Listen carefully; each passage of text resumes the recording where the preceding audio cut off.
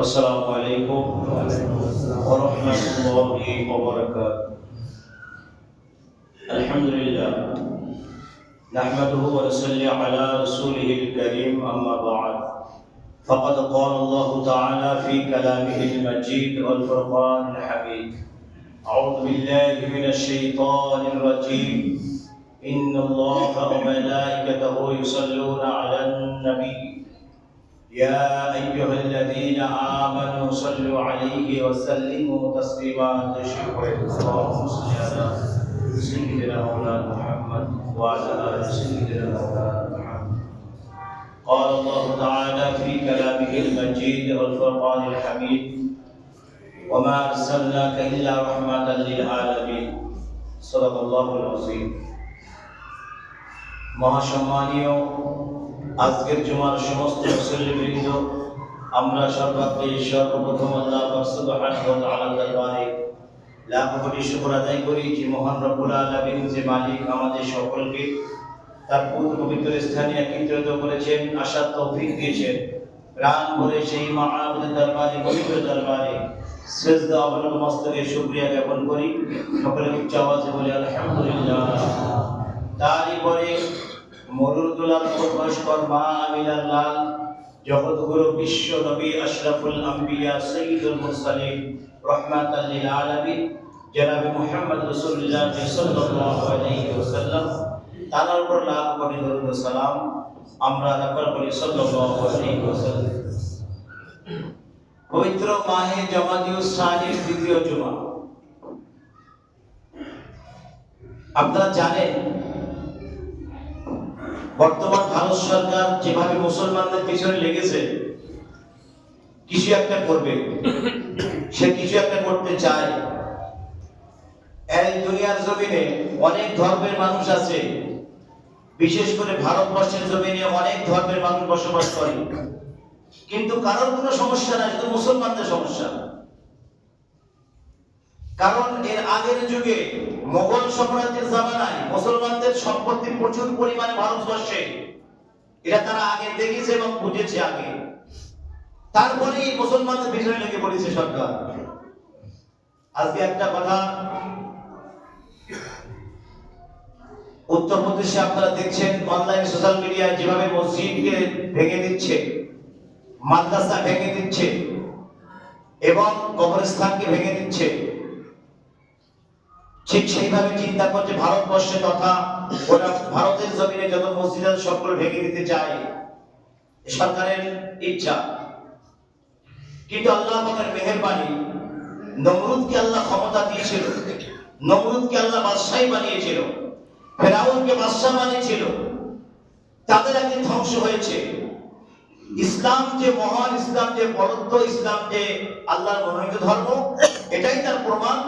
ফেরাউনকে আল্লাহ ডুবিয়ে মেরেছে, পানিতে ডুবিয়ে মেরেছে। ইসলাম ইতিহাসটার দৃষ্টান্ত, ইতিহাস ফলো করুন। কিন্তু একটা কথা, আজকে মুসলমান যদি সঠিক রাস্তায় চলতো, মুসলমান যদি সঠিক পথে চলতো, তাহলে এই গজব আসতো না আমাদের উপরে এবং জালিম সরকারকে আল্লাহ পাঠাতেন না।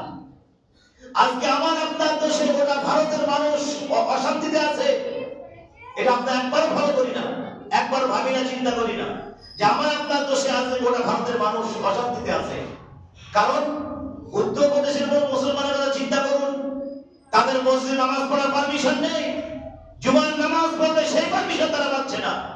আজকে গোটা বিশ্ব জুড়ে মানুষ একটাই চিন্তা ভাবনা করছে, মুসলমান ঠাই করতে হবে দুনিয়ার থেকে, মুসলমান নিশ্চিহ্ন করতে হবে, মুসলমান মুছে ফেলতে হবে, তাহলে গোটা ভারত ভালোভাবে চলবে। এটা তাদের ভুল ধারণা, এটা তাদের সম্পূর্ণ ভুল ধারণা। আজকে যদি মুসলমান দুনিয়ার জমিনে না থাকে, তোরাও থাকবি না। আর গোটা বিশ্বে আল্লাহ নিয়ন্ত্রণ করছে একটা মুসলমানের ওসিলায়, একটা মুমিনের ওসিলায়। একটা মুমিনের ওসিলায় ইহুদি খাচ্ছে, একটা মুমিনের ওসিলায় ইহুদি পড়ছে, একটা মুমিনের ওসিলায় ইহুদি গাড়ি চলে বেড়াচ্ছে, একটা মুমিনের ওসিলায়। কারণ আমার আল্লাহ বলেছে যতদিন পর্যন্ত কায়নাতের ভিতরে একটা মুমিন থাকবে, আল্লাহ আল্লাহ বললেওয়ালা থাকবে, ততদিন আল্লাহ তামাম দুনিয়াকে পরিচালনা করবেন। একবার জোরে বলুন সুবহানাল্লাহ। একটা মুমিনের ওসিলায় মাত্র একজন মানুষের ওসিলায়, সে যে কেউ হোক না কেন, একটা মানুষের ওসিলায় গোটা বিশ্বকে আল্লাহ নিয়ন্ত্রণ করবেন। তাহলে একটা মুমিনের মর্যাদা আল্লাহর কাছে কত? একটা মুমিনের মর্যাদা আল্লাহর কাছে কত, এটা আপনারা চিন্তা ভাবনা করে দেখুন যে একজন মানুষের ওসিলায় আল্লাহ তামাম কায়নাতকে নিজামকে পরিচালনা করবেন। তাহলে আজকে বলতে হয় আমরা আমাদের দোষটা সেটা ওটা আলাদা সাইড, অন্য সাইড, কিন্তু ভারত সরকার আজকে যেভাবে মুসলমানের পিছনে লেগেছে, একটা কিছু সে করতে চায়, কিন্তু আমার আল্লাহ বলছে দেখো আমাকারু আল্লাহ আল্লাহু খায়রুল মাকিরিন, জোরে বলো সুবহানাল্লাহ। তোমরা যে ষড়যন্ত্র করছো, আমি আল্লাহ তোমার যে উত্তম ষড়যন্ত্রকারী, তুমি এটা মনে রেখে দিও, তুমি ভুলে যেও না। আজকে ভারত সরকার পশ্চিম বাংলায় ওয়াকফ সম্পত্তিকে যে নোটিশ দিয়েছে, আজকে 5 তারিখটা শেষ দিন। পশ্চিম বাংলায় প্রায় 9 লক্ষ মসজিদ আছে, 3 লক্ষ মসজিদের কাগজ এখনো জমা হয় নাই, প্রায় 6 লক্ষ মসজিদের কাগজ জমা হয়ে গেছে। কিন্তু এই শর্ট সময়ের ভিতরে এই মানুষগুলো এই কাগজগুলো জমা করবে কোত্থেকে? এই কাগজগুলো তারা সংগ্রহ করবে কোত্থেকে? না জানা উচিত, বোঝা উচিত যে সামান্য সময়ের ভিতরে 3 লক্ষ মানুষের কাগজপত্র এখনো জমা হয় নাই নবান্নে, অর্থাৎ 6 লক্ষ মসজিদের কাগজপত্র সব জমা হয়ে গেছে। তাহলে এটা একটা ষড়যন্ত্র করেছে, ষড়যন্ত্রকে মুসলমানকে বিপাকে ফেলতে চায়, মুসলমানকে বিপদে ফেলতে চায়, এটা ভারত সরকারের সম্পূর্ণ চিন্তা ভাবনা। কিন্তু আমরাও বলতে চাই আজকে আমার আপনার ক্ষমতা নাই, কারণ ভোট চুরি হচ্ছে, আপনারা জানেন ভোট চুরি করে যেটা হচ্ছে, সম্পূর্ণভাবে ষড়যন্ত্র করে ভোট চুরি করে যেটা হচ্ছে, এটা আমরা সকলেই কম বেশি জানি। তাহলে আমাদের অধিকারটা কেড়ে নিচ্ছে, আমাদের অধিকারটা ভারত সরকার কেড়ে নিয়েছে, যে আমরা ভোট দিলে সে একজন সরকার নির্বাচন হবে, এই ক্ষমতা আমাদের রাখে নাই। আর এরপরে যখন আসবে বলি, যদি এখনো মুসলমান খামোশ থাকে, এত নিশ্চুপ থাকে মুসলমান, এই মুসলমান পিছনে দেয়াল থেকে আমার সময় হয়ে যাচ্ছে, খুব শীঘ্রই মনে রাখবেন। কারণ এরপরে আপনি কবর দিতে যাবেন, কালেক্টরের সই লাগবে, অনুমতি লাগবে, তারপর কবরস্থানে যেতে পারবেন। আপনি কালেক্টরের সিগনেচার ছাড়া আপনি কাউকে কবর দিতে পারবেন না। পুড়িয়ে দেন, পুড়িয়ে দেন, শ্মশানে পুড়িয়ে দেন, সমস্যা নাই। মসজিদে কবরস্থানে কবর দাফন করতে গেলে কালেক্টরের সিগনেচার ছাড়া আপনি কাউকে দাফন করতে পারবেন না। পরে জামানা আসছে, মনে রাখবেন, কঠিন যুগ আসছে সামনে, মুসলমানের টিকে থাকা বড় কঠিন সময় আসছে আমাদের সম্মুখে। মুসলমান টিকে থাকবে, বেঁচে থাকবে, এই সময়টা খুব কঠিন আসছে সামনে। একটা কথা বলি, আজকে যে সময় বর্তমান চলছে, এই সময়ে যদি এখন আমরা সঠিকভাবে চলতে না পারি, এখন আমরা সঠিকভাবে না চলার চেষ্টা করি, আমাদের সামনে কঠিন যুগ আসছে, কঠিন থেকে কঠিন যুগ আসছে। আজকে খানকা শরীফ, ঈদগাহ, মসজিদ, কবরস্থান সমস্ত সব কাগজ জমা দিতে হবে। তার মানে কি বলতে চাচ্ছে? আমি যেখানে নামাজ পড়ছি, আল্লাহকে সেজদা দিচ্ছি যে জায়গায়, সেই জায়গাটার কাগজ দেখাতে হবে সরকারকে। কারণ ভারতবর্ষের জমিনে মুসলমানদের সব সম্পত্তি মুসলমানদের। ওয়াকফ সম্পত্তি মানে কি? আজকে পশ্চিম বাংলায় হাজী মোহাম্মদ মহসিন যিনি ইন্তেকাল করেছেন, তার সম্পত্তি কত, এটা যদি মুসলমান জানতো, আজকে মুসলমান দিকে তার হক সে আদায় করে নিত। আমরা জানি না, আমরা জানি না, বুঝি না, এজন্য আমার হক, আপনার হক আমরা আদায় করতে পারছি না। হাজী মোহাম্মদ মহসিনের ওয়াকফ সম্পত্তি পশ্চিম বাংলায় কত আছে, এটা আমরা জানি না, জানার চেষ্টাও করি না। আমরা কত সম্পত্তি আছে তার, সেই সম্পত্তি তিনি ওয়াকফ করেছেন আল্লাহর রাস্তায়। সেই সম্পত্তি কাদের? ওরা মুসলমানদের। আপনার উত্তরপ্রদেশে দেখেন, বিভিন্ন জায়গায় দেখেন, টোটাল ভারতবর্ষে ওয়াকফ সম্পত্তি কতগুলো আছে, সরকার দেখেছে এবং দেখার পর চিন্তা ভাবনা করছে এইগুলোকে আমাদের হস্তক্ষেপ করতেই হবে, কারণ দেশ বিক্রি হয়ে যাবে খুব শিগগিরই। আমরা যেমন আমাদের আগে স্বাধীনতার আগে মানুষ ইংরেজের গোলাম ছিল, আবার সেই ইংরেজের গোলাম হওয়ার জন্য আপনারা রেডি হয়ে যান, কারণ সেই সমাজের সামনে এসে যাচ্ছে। যে ইংরেজের কাছে ভারত বিক্রি হয়ে গিয়েছিল একবার, আবার সেই ভারত আবার বিক্রি হতে যাচ্ছে, সেই দামান আমাদের সামনে এসে যাচ্ছে খুব শীঘ্রই। তারা আজকে মসজিদে নামাজ পড়তে পারবেন না, কালকে ওখানে কারো কবর দিতে পারবেন না, মনে রাখবেন। কবরস্থানে এমন কিছু জারি হবে, কবরস্থানে যাওয়া মাত্রই আপনাকে সঙ্গে সঙ্গে এখানে খবর চলে যাবে সব জায়গায়, আপনি তাকে দাফন করতে পারবেন না অনুমতি ব্যতীত। অনুমতি ছাড়া মসজিদ নামাজ পড়তে পারবেন না। আপনার মসজিদটাই কি হয়েছে, আপনি নামাজ পড়তে পারবেন না, যখন তখন আসতে পারবেন না। ঈদগাহ আপনার হতে পারে, কিন্তু আপনি সেখানে যখন তখন ঢুকতে পারবেন না। খানকা শরীফ আপনার, কিন্তু যখন তখন সেখানে প্রবেশ করতে পারবেন না। এই কথাটা মাথায় রাখবেন, কারণ আগামীতে এই সময়টা আমাদের জন্য আরো কঠিন সময় চলে আসছে। যদি আমরা এখনো রাস্তায় না নামি, এখনো আমরা আন্দোলন না করি, তাহলে আগামীতে বহু কঠিন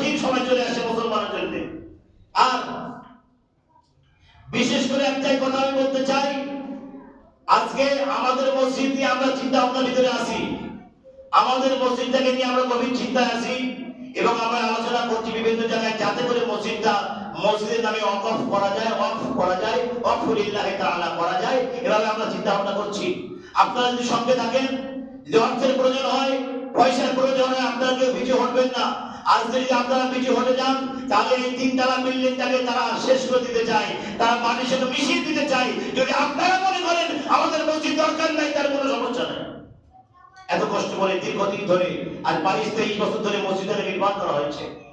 আপনাদের শ্রম দিয়েছেন, অর্থ দিয়েছেন, ক্ষমতা দিয়েছেন, বুদ্ধি দিয়েছেন, সবকিছু দিয়ে এই মসজিদ নির্মাণ করা হয়েছে। আজ 22-23 বছর হচ্ছে, কিন্তু এরপরে যদি সরকার ভেঙে দিতে চায়, সেটাকে যদি আপনারা মেনে নেন, আপনারা মেনে নেবেন? আর কি বলতে চাই, যেগুলো বলার আমি সব কথা আপনাদের জানিয়ে দিচ্ছি দীর্ঘদিন ধরে। যে কথা বলার প্রয়োজন সেটা আমি আপনাদেরকে জানাচ্ছি। আপনারা সহযোগিতা করবেন, আপনারা এগিয়ে আসবেন, তাহলে এই ঘর যদি আমরা একত্রিত হই, একতা থাকি, গ্রামবাসী সকলে একযোগ থাকি, তাহলে কোনোদিন সরকারি মসজিদ আমাদের কাছে ছিনতে পারবে না, কাটতে পারবে না। মনে রাখবেন, ঈদগাহ আমাদের কাছে কাটতে পারবে না, কবরস্থান কাটতে পারবে না, যদি আমরা একযোগ থাকি। কিন্তু গাদ্দার তো আপনার ভিতরে গাদ্দার তৈরি হয়ে যাচ্ছে।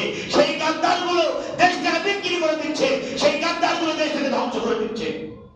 আজ গাদ্দার কাদের ভিতরে? মুসলমানদের ভিতরে। মুনাফিক কাদের ভিতরে? মুসলমানের ভিতরে মুনাফিক। আজ আমার আপনার সঙ্গে মুনাফিকি করছে, ইসলামের সঙ্গে মুনাফিকি করছে, গাদ্দারি করছে। তারাই সরকারে আছে যারা মুনাফিক, তারাই গাদ্দার যারা সরকারে আছে। আজকে একটা কথা, আজকে যদি আমি আপনি নামাজ পড়তে চাই, মসজিদে নামাজ পড়তে আসবো, সরকারের অনুমতি ছাড়া নামাজ পড়তে পারবো না। কত বড় বেঈমান সরকার, চিন্তা করেন, কত বড় বেঈমান সরকার। একটা নামাজ পড়তে মুসলমান তার অনুমতি ছাড়া নামাজ পড়তে আসতে পারবে না। ওয়াকফ সম্পত্তিতে, ওয়াকফ বিলের ভিতরে সব হিন্দুদের ঢুকিয়ে দিয়েছে, মুসলমানকে বাদ দিয়েছে। তার মানে কি বলতে চাচ্ছে আপনারা বুঝে নেন। কি বলতে চাইছে সরকার? সরকার বোঝাতে চাইছে মুসলমান সরে যাও, হিন্দুরাই কন্ট্রোল করবে, ভারত চালাবে, হিন্দুরাই তোমরা সাইডে চলে যাও। আর খুব শীঘ্রই মনে করবেন এই ভারতবর্ষ হিন্দু রাষ্ট্র ঘোষণা হয়ে যাবে। খুব শীঘ্রই এটা মনে রাখবেন। কারণ আমাদের ভারতের প্রধানমন্ত্রী তিনি যেভাবে ভোট চুরি করে জিতে যাচ্ছে বিভিন্ন জায়গায়, যদি এভাবে পশ্চিমবাংলায় ভোট হয় তিনি জিতে যাবেন, এটা আমাদের আশা।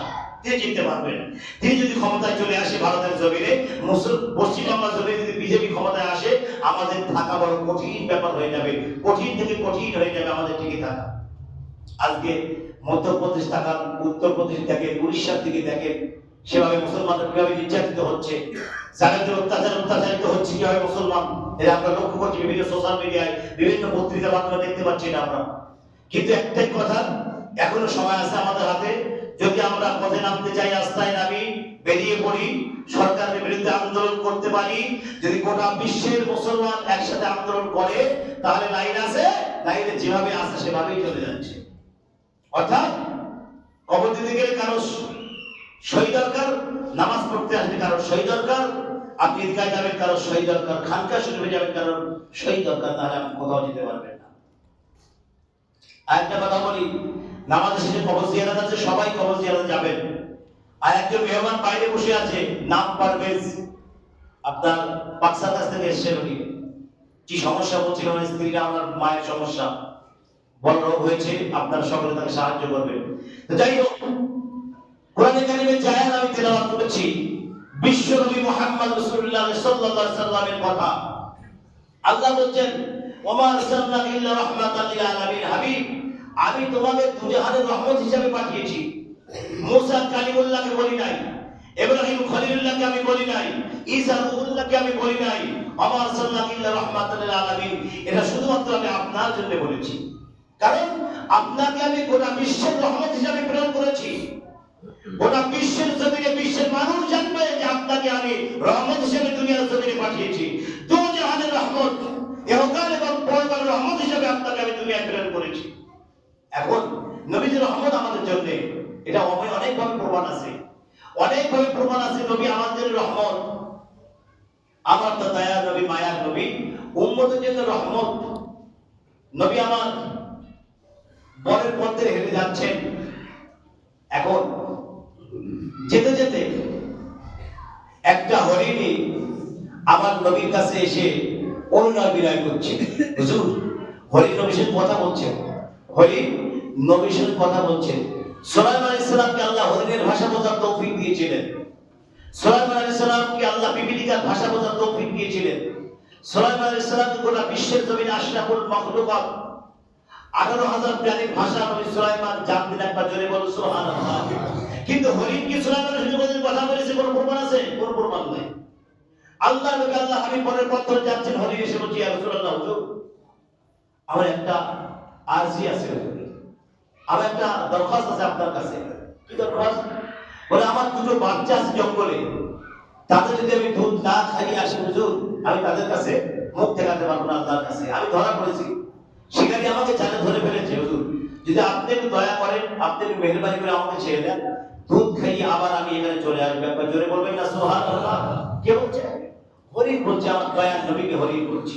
নবীজি বলছে, শিকারী হরিণকে ছেড়ে দেবো, যতক্ষণ সে না আসে তুমি আমার দুই হাত বেঁধে এখানে রেখে দাও, তোমার পাশে বসিয়ে রাখো, দুই হাত বেঁধে তোমার কাছে বসিয়ে রাখো।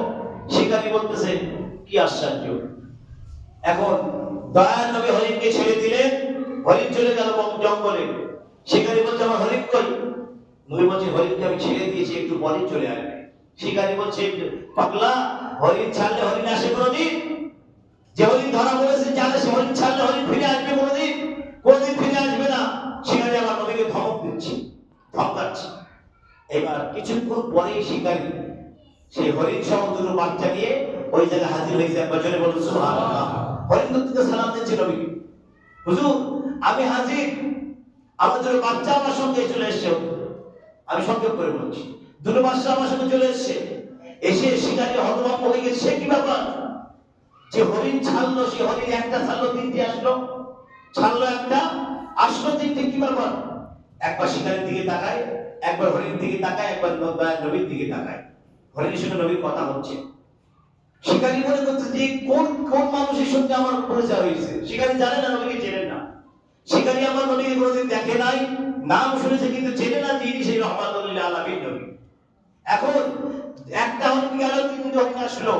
শিকারী নবীর দিকে তাকায়, হরিণের দিকে তাকায়, অবাক হয়ে যায় যে কোন নবীর উম্মত আমরা। এখন শিকারী বলতে, হুজুর, নবী বলছে, শিকারী হরিণ নিবি না আমি নবী আমার নিবি? একবার জোরে বলবেন না সুবহানাল্লাহ। হরিণ নিবি না আমার নিবি? শিকারী অবাক হয়ে বলছে, হুজুর আপনার হাত দুখানা বাড়িয়ে দেন, আমার ইসলামের কালেমা পড়িয়ে দেন, লা ইলাহা ইল্লাল্লাহু মুহাম্মাদুর রাসূলুল্লাহ সাল্লাল্লাহু আলাইহি ওয়াসাল্লাম। যে নবী হরিণ ছাড়লে, একটা ছাড়লে তিনটে আসে, আমি সেই নবীকে চাই, হরিণ আমি চাই না। হরিণের আমার প্রয়োজন নাই। যে নবী হরিণ ছাড়লে তিনটে হরিণ ফিরে আসে, একটা হরিণ যাবে তিনটে হরিণ আসে, সেই নবীকে আমার প্রয়োজন। হুজুর আমার ইসলামের কালেমা আমাকে পড়িয়ে দেন, ঈমানের কালেমা আমাকে পাঠ করিয়ে দেন। আমার নবীকে তাকে মুসলমান বানিয়ে দিলেন।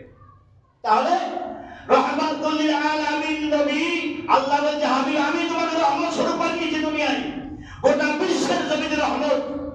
আসমান জমিন এবং জমিনে তার মাঝখানে যা কিছু আছে সবার জন্য আমি তোমাকে রহমত স্বরূপ পাঠিয়েছি। তাহলে শুধু মানুষের নবী নয়, নবী শুধু মুসলমানের না, শুধু মুসলমানের নবী নয়। আল্লাহ বলছে, ওমা আরসালনাকা ইল্লা রাহমাতাল লিল আলামিন। এখানে কোনো মুসলমানের উল্লেখ নাই যে মুসলমানের নবী, গোটা বিশ্বের জন্য রহমত স্বরূপ পাঠিয়েছে আমার নবীকে আল্লাহ।